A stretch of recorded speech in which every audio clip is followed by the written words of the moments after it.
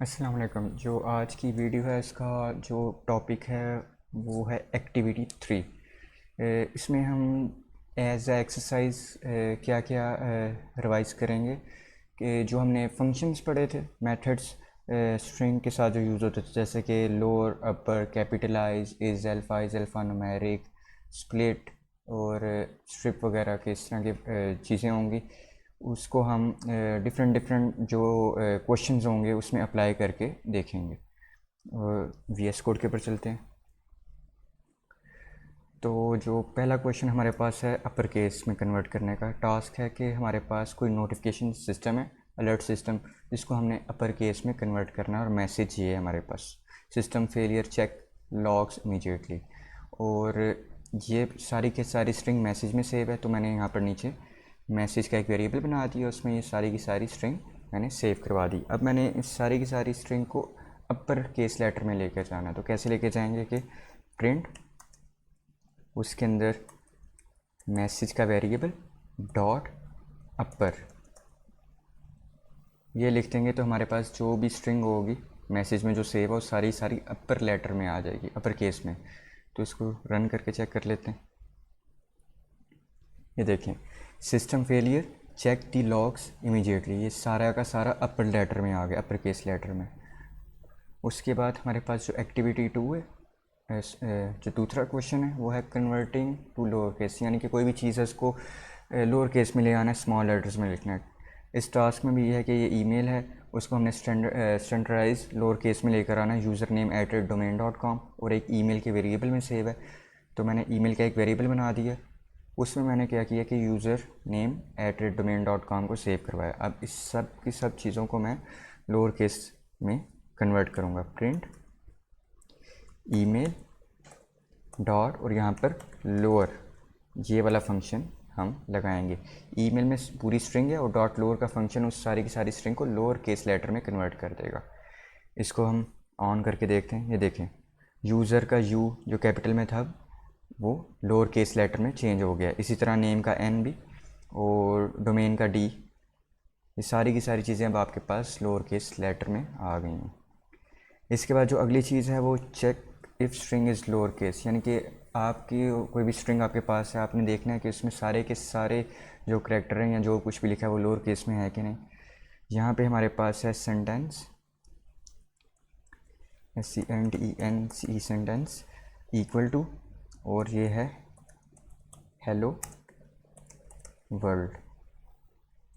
इसको, ये वाली स्ट्रिंग सेंटेंस वाले वेरिएबल में सेव है, तो हमने चेक करना है। वैसे तो हमें दिखाई दे रहा है कि लोअर केस में सब कुछ, लेकिन हम प्रोग्राम लिख के चेक करेंगे कि वाकई में ये लोअर केस में है कि नहीं। अगर लोअर केस में होगा तो हमारे पास ट्रू आ जाएगा, वरना फॉल्स। तो सेंटेंस का वेरिएबल डॉट इज़ लोअर का फंक्शन, ये हमें बता देगा कि स्ट्रिंग जो सेंटेंस में सेव है वो पूरी की पूरी लोअर केस में है कि नहीं। ये देखें ट्रू, क्योंकि वो लोअर केस में, हेलो वर्ल्ड सब कुछ लोअर केस में लिखा हुआ है। अगर इसमें से एक भी चीज़ आपके पास कैपिटल में होती, जैसे कि एज कैपिटल में है, तो ये फॉल्स होता। ये देखिए, क्योंकि हमारा टास्क था कि इसको हम चेक करें इसी स्ट्रिंग को, तो ये ट्रू है, क्योंकि पहले से ही आपको उन्होंने लोअर केस में प्रोवाइड हुई है।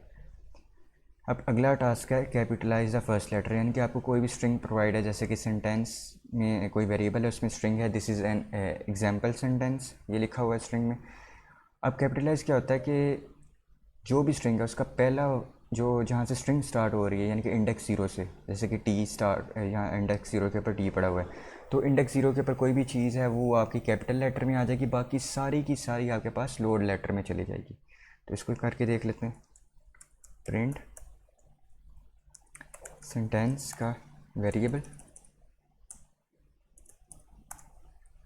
डॉट, अब यहाँ पर कैपिटलाइज करना है, CAPITALIZE, कैपिटलाइज ये फंक्शन। अब जब मैं इसको रन करूँगा तो मेरे पास टी कैपिटल लेटर में आ जाएगा, ये देखें, बाकी सारे लोअर लेटर में। अब इसमें बेशक मैंने ई मिड में कैपिटल में लिखा होता है, तब भी उसने ज़ीरो इंडेक्स के ऊपर जो चीज़ पड़ी है उसको कैपिटल में लिखना था, और बाकी सारी की सारी चीज़ों को लोअर लेटर में लिखना था। इसको भी करके देख लेते हैं। ये देखें, ये हमारे पास लोअर लेटर में आ रहा है, और बाकी सारे सेंटेंस भी, बस टी आपके पास पहला जो इंडेक्स 0 के ऊपर कोई भी चीज़ है स्ट्रिंग में वो आपके पास कैपिटल लेटर में आ जाती है।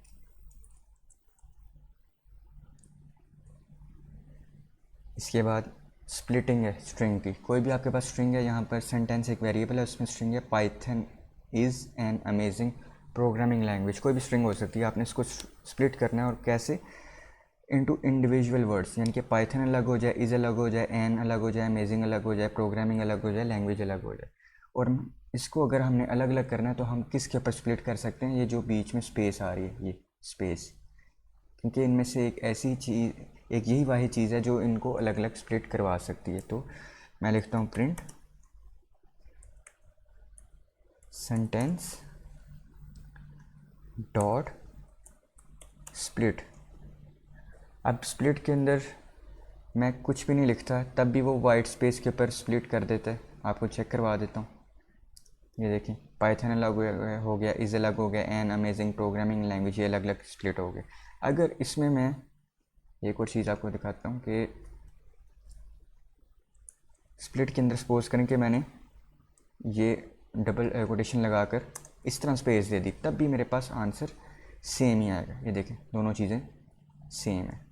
तो आप किसी भी तरीके से चल सकते हैं, मगर स्प्लिट आपने स्पेस पे करना है, क्योंकि इनमें वाहिद चीज़ एक ऐसी है जो स्पेस, एक वाहिद ऐसी चीज़ है जो इनको अलग अलग स्प्लिट करवा सकती है और अलग अलग फॉर्म में हम इसको सेव कर सकते हैं लिस्ट में। इसके बाद है स्ट्रिप। स्ट्रिप करना है वाइट स्पेस से। उसने पहले ही बता दिया आपने स्पेसेस ख़त्म करनी है। कहाँ से स्ट्रिप कह रहा है, clean up user input by removing any leading and trailing space. Leading वाली स्पेस होती है कि जो जीरो इंडेक्स के ऊपर हो, ट्रेलिंग जो होती है वो -1 यानी कि लास्ट इंडेक्स के ऊपर। यहाँ पर देख सकते हैं एटलीस्ट 2 स्पेसिस हैं और यहाँ पर भी एटलीस्ट 2 या 3 स्पेसिस हैं। तो हमने क्या करना है, इनिशियल और फाइनल के ऊपर ख़त्म करनी है, तो सिंपल स्प्लिट लिख देंगे। प्रिंट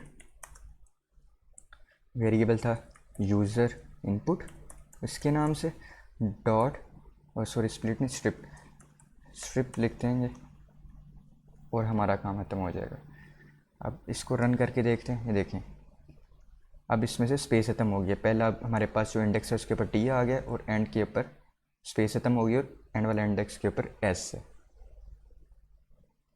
इसके बाद रिप्लेसिंग सब स्ट्रिंग। अब एक रिप्लेस का फंक्शन है, इसको शायद हमने पिछली वीडियोस में नहीं किया, इसमें करवा देता हूँ कि रिप्लेस का फंक्शन क्या कहता है कि आपने किसी भी चीज़ को पूरी स्ट्रिंग में से रिप्लेस करना हो तो आप इसको रिप्लेस कर सकते हैं। वो कह रहा है कि आपने रिप्लेस करना है एप्पल्स को ऑरेंजेस में, यानी कि इसमें एप्पल्स लिखे होंगे कहीं पे, ये देखिए स्ट्रिंग में एप्पल्स लिखा है, यहाँ पर भी एप्पल्स लिखा है और यहाँ पर भी, जहाँ जहाँ एप्पल है वो कह रहा है उसको ऑरेंज में चेंज करते हैं। तो मैं क्या करूँगा कि सिंपल प्रिंट किस वेरिएबल में सेव है, फ्रूट बास्केट में, डॉट सिंपल लिखना है REPLACE रिप्लेस। रिप्लेस 2 चीज़ें लेता है। पहली चीज़ जिस चीज़ को आप रिप्लेस करना चाह रहे हैं वो क्या है, वो थी एप्पल, APPLE। इसको रिप्लेस करते हैं किसके साथ, ऑरेंजेस के साथ, ORANGES। और एप्पल्स होना चाहिए क्योंकि एप्पल्स ही लिखा है। अब इसको हम रन करके चेक कर लेते हैं कि वाकई में कि ये इस तरह चले, बल्कि इसको इन्वर्टेड कोटेशंस के अंदर लिखना है कि रन करता है कि नहीं। फ्रूट, इधर थोड़ा सा एरर आ रहा है, ये वाई की जगह टी है, अब ठीक है। अभी देखें I have oranges and more oranges, यानी कि जहाँ पर एप्पल्स था वहाँ पे ऑरेंजेस आ गए। आज सपोज करें अगर मैंने यहाँ पे एप्पल लिख दिया होता, यहाँ पर पूरी स्ट्रिंग में हाली एप्पल नहीं है, एप्पल्स हैं, तो कुछ भी चेंज ना होता। ये देखें सॉरी, वो क्या करता है कि एप्पल तक वो उठा लेता है, ठीक है, और यहाँ पर उसने ऑरेंज लिख देना, ऑरेंजेस, और आपको एक एस भी मिल जाता है। इससे क्या होता है रिप्लेस से कि आपने जो भी चीज़ लिखी है, जैसे कि मैंने हैव लिखा है तो हैव की जगह ऑरेंजेस आ जाएगा आपके पास। और अगर मैंने HA लिखा है जो कि यहाँ पर आ रहा है और कहीं पे भी अगर आ रहा होगा सब स्ट्रिंग में, तो उससे पहले ऑरेंजेस लग जाएगा। यहाँ पे देख लेते हैं, ये देखें आई हैव की जगह ऑरेंजेस और VE वहीं पे, और कहीं पर आ रहा और नहीं है। तो जो भी चीज़ आप यहाँ पे लिखते हैं वो इसमें से ढूंढ लेता है, वो इसको एज अ सब स्ट्रिंग नहीं लेता। यानी कि अगर आपने HA लिए तो एज अ सब स्ट्रिंग नहीं ले रहा, वो देख रहा है कि इसमें HA का कोई करैक्टर है वो चेक कर लेता है, बेशक हैव पूरी एक सब स्ट्रिंग है उसमें से भी जाके वो देख लेता है कि एच ए कहीं पे लिखा है, उसकी जगह जाके वो ऑरेंजेस चेक राइट कर देता है। तो हमारा जो टास्क था वो था एप्पल्स का। I have apples, apples and more apples. अब इसको हमने चेंज करना था ऑरेंजेस में, ये ऑरेंजेस में चेंज हो गया और हमारा टास्क कंप्लीट हो गया। इसके बाद है check if all characters are alphabets, यानी कि आपके पास कोई भी स्ट्रिंग है उसमें आपने देखना है कि सारे के सारे अल्फ़ाबेट्स हैं कि नहीं। ऐसा ना हो कि कहीं इसमें वाइट स्पेस हो या फिर कोई नंबर न्यूमेरिक आ रहा हो। तो एक स्ट्रिंग है नेम जॉन डो, तो उसमें मैंने चेक करना है कि करेक्टर्स हैं कि नहीं, सारी की सारी स्ट्रिंग में। तो मैं करूँगा प्रिंट नेम इज़ अल्फ़ा। इसका मतलब होता है कि ये स्ट्रिंग में जो भी चीज़ सेव है वो अल्फ़ाबेट में है कि नहीं, यानी कि कोई करैक्टर है कि नहीं। अगर होगी तो वो ट्रू दे देगा, वरना फॉल्स। ये देखिए, अब इसमें मैं 23 लिख देता हूँ तो फॉल्स आ जाएगा क्योंकि इसमें न्यूमेरिक वैल्यू भी आ रही है। और अगर 23 की जगह मैं खाली स्पेस दे देता हूँ तब भी वो फॉल्स देगा क्योंकि इसमें एक स्पेशल करैक्टर आ रहा है। देखिए, आपने सिर्फ और सिर्फ देखना होता है कि करैक्टर्स हैं कि नहीं। अगर करैक्टर्स हैं तो ट्रू आ जाएगा। उसके बाद अल्फ़ा न्यूमेरिक, ये वाली वो भी उसी तरह ही बिल्कुल कि इसमें जो भी स्ट्रिंग है उसमें अल्फ़ाबेट्स भी हों और न्यूमेरिक वैल्यूज़ भी हों। तो प्रिंट कोड का variable dot is alpha numeric. इसको रन करके देखेंगे तो ट्रू आएगा क्योंकि इसमें आपके पास बल्कि अल्फ़ा ये आई एस है, इज़ अल्फ़ा न्यूमेरिक। अब ठीक है, पहले आई लिखा हुआ था।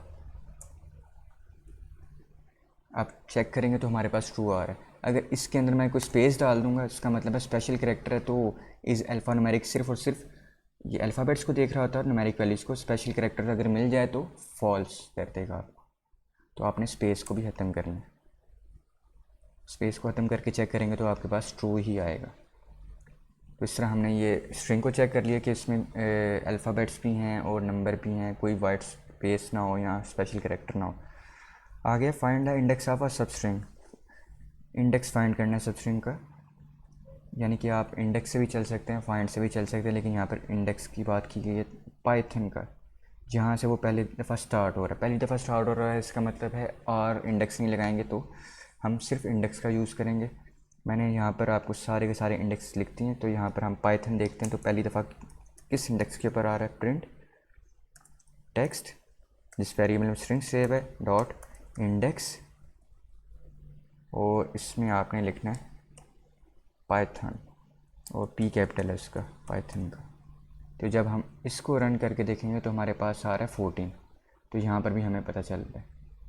और चूँकि यहाँ पर पी कैपिटल था, यहाँ पर भी लिख देता हूँ पी कैपिटल। अगर सपोज़ करें कि मैंने स्मॉल पी यूज़ किया, अगर जब मैं स्मॉल पी यूज़ करूँगा तो उसने पूरी स्ट्रिंग में देखा है स्मॉल पी से पाइथन ने लिखा हुआ, तो वो आपको एरर दे देगा। तो आपके पास कैपिटल पी होना चाहिए जो कि आपकी स्ट्रिंग में मौजूद है।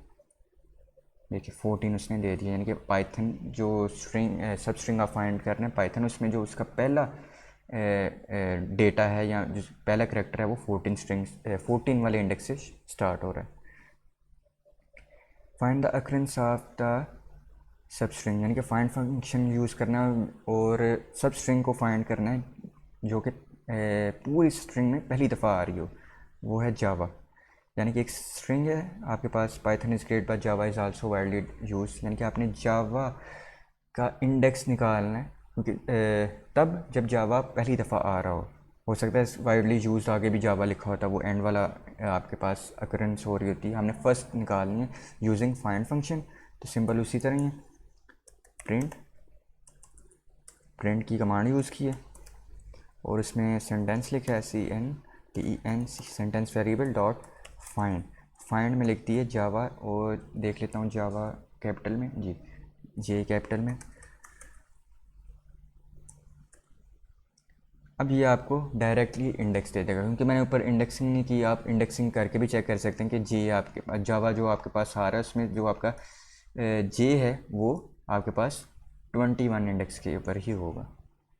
उसके बाद है फाइंड द लास्ट अक्रेंस, यानी कि फाइंड फंक्शन ही यूज़ करना है और लास्ट अक्रेंस देखनी है। आप फाइंड फंक्शन करके भी यूज़ कर यहाँ पे इसने टास्क में बता दिया कि आपने फाइंड फंक्शन यूज़ करना है, वरना मैं आर इंडेक्स भी यूज़ कर सकता था। एप्पल को फाइंड करना है कि आखिरी दफ़ा पूरी स्ट्रिंग में कब आ रहा है, एक यहाँ पर आ रहा है एक यहाँ पर, तो चेक कर लेते हैं। प्रिंट SENTENC सेंटेंसेस वेरिएबल में सेव है और फाइंड और लिख देता हूँ एप्पल, तो ये मुझे बता देगा कि एप्पल आखिरी दफ़ा 22 इंडेक्स के ऊपर आ रहा है। आप इसको चेक भी कर सकते हैं क्योंकि यहाँ पर मुझे पता है कि ये 22 तो कभी नहीं बनेगा, इधर देखते साथ ही पता चल जाता है कि लास्ट अक्रेंस हाँ ए यहाँ पर जो 22 इंडेक्स पे हो सकता है क्योंकि दरम्यान में स्पेसेस भी हैं वो भी काउंट होंगे। तो आखिरी दफ़ा एप्पल आपको 22 इंडेक्स के ऊपर दिखाई दे रहा है। अब काउंट करना है अक्रेंस ऑफ सबस्ट्रिंग, जो भी आपको सबस्ट्रिंग दी गई है, जैसे कि पाइथन पूरी एक स्ट्रिंग में कितनी दफ़ा आया है, मैं यहाँ पर गिन के भी बता सकता हूँ, लेकिन देख लेते हैं पाइथन में पी कैपिटल है स्मॉल स्मॉल है, स्मॉल वाला पाइथन तो ये वाला इंक्लूड नहीं होगा, इसमें कैपिटल पी है, तो वो दूसरे पाइथन एक यहाँ पर है एक यहाँ पर, यानी कि 2 दफ़ा है जो मेरे देखने में। लेकिन अगर हम कोड के ज़रिए प्रोग्राम के ज़रिए देखें तो प्रिंट लिखेंगे जिस वेरिएबल में सेव है टेक्स्ट डॉट काउंट और उसके अंदर लिख देंगे स्मॉल में पाइथन, तो हमें वैसे भी बता देगा वो 2 दफ़ा इसमें आ रहा है, ये देखिए, और हम देख के भी बता सकते हैं वैसे पूरी स्ट्रिंग में पाइथन 2 दफ़ा आ रहा है जो स्मॉल यानी कि लोअर केसेस में लिखा हो। तो ये हमारी यहाँ तक एक्टिविटी ख़त्म हुई है जिसमें हमने तमाम स्ट्रिंग में जो फंक्शन पिछली दफ़ा यूज़ किए थे वो करते आ रहे हैं, उसकी मैंने आपको as a practice questions activity करवा दी। इंशाल्लाह जो नेक्स्ट जो सेशन होगा वो यूज़र इनपुट के ऊपर है कि हम यूज़र से कैसे इनपुट ले सकते हैं, और उसके बाद कंडीशनल स्टेटमेंट्स, लॉजिकल ऑपरेटर्स कैसे काम करते हैं, कंपैरिजन ऑपरेटर कैसे काम करते हैं, उसके ऊपर होगा। ओके जी, अल्लाह हाफिज़।